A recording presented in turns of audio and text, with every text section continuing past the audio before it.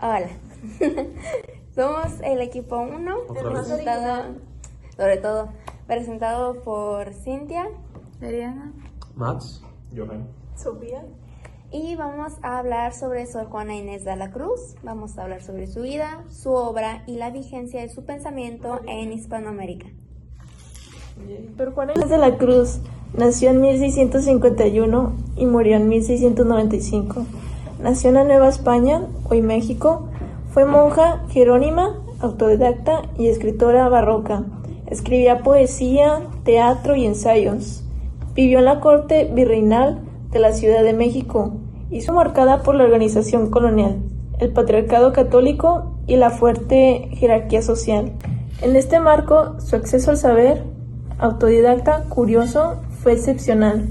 Se formó leyendo latín, filosofía y teología, y escribió tanto para la corte como para la comunidad religiosa. ¿Por qué es importante en la historia de las ideas en Hispanoamérica? Sor Juana es clave porque representa una voz crítica y reflexiva sobre la razón, el conocimiento y la condición de la mujer en el mundo hispanoamericano. Introduce argumentos sobre la autonomía intelectual y cuestiona el sexismo científico y religioso de su tiempo. Por eso se le considera pionera del pensamiento crítico en la región, no solo en literatura, sino en reflexiones sobre educación, género y libertad intelectual. Principales influencias en su filosofía y propuesta social. Sus influencias son múltiples: la tradición escolástica y humanista europea, que son las lecturas latinas y españolas, la cultura barroca y las discusiones teológicas del catolicismo y la práctica conventual. A partir de esas influencias, Sor Juana combina la erudición clásica con una posición crítica sobre cómo se puede limitar a las mujeres al acceso al saber. ¿Quiénes son sus discípulos directos? No hubo una escuela de discípulos directos en un sentido formal como en la filosofía moderna, mas sin embargo su legado intelectual influyó a escritores y pensadores no hispanos posteriores y mucho después fue reivindicada por feministas y críticos literarios tanto del siglo XIX como del siglo XX. La influencia fue más indirecta: lectores, comentaristas y movimientos culturales que la recuperaron como un precedente. Principales aportaciones al pensamiento latinoamericano.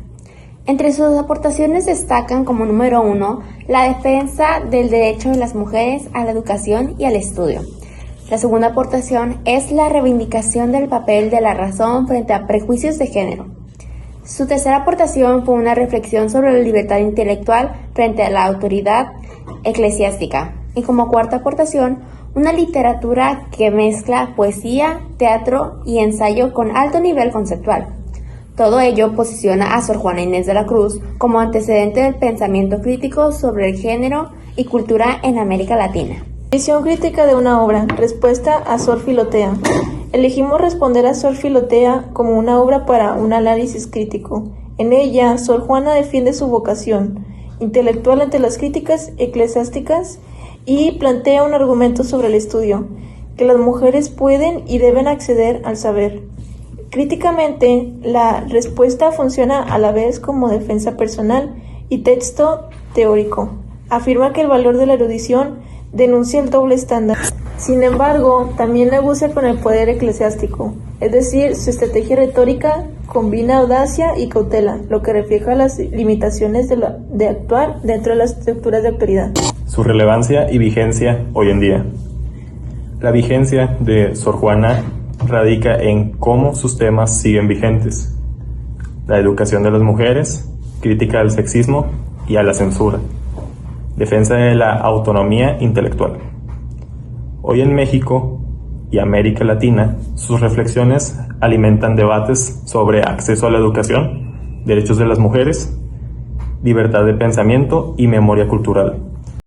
Su figura sirve como referente para movimientos feministas, estudios de género y para quien cuestiona las desigualdades en el acceso al conocimiento. Bueno, respecto a citas textuales, las cuales son rememoradas como algo arraigado a Sor Juana Inés de la Cruz, tenemos la cita de "No estudio para saber más, sino para saber mejor", y "Hombres necios que acuséis a la mujer sin razón". Ambas citas tienen un significado diverso, pero estas frases muestran su defensa del saber y su crítica al doble estándar hacia la mujer de aquel entonces. Ya como conclusión, nosotros llegamos a la conclusión de que Sor Juana es voz y espejo. Nos recuerda que la lucha por el saber y la igualdad no es solo histórica, sino actual. El legado desafía a las nuevas generaciones a pensar críticamente y a defender el acceso al conocimiento para todos. Muchas gracias por vernos.